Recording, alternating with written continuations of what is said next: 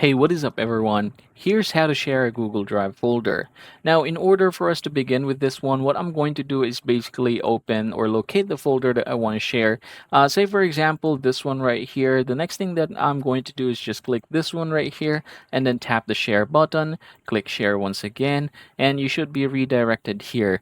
Now, from this point forward, there are two ways in order for us to get this done. The first way is just clicking this one right here and choose anyone with the link, and then you can go ahead and copy the link and basically paste this or send this to anyone via messenger and whatsoever. So another way is what you're going to do is add people in here, so you can go ahead and add them here through their email groups, or you can even add this to your calendar events. Now, say for example, I'm going to go ahead and add or share this with another email of mine, just like so. I can go ahead and click that there, and then I can go ahead and decide what they can do. Will they be able to view or comment only, or will they be able to organize, add, and edit files? And then you can go ahead and notify them by clicking this one right here and then writing them a message just in case you're going to need it.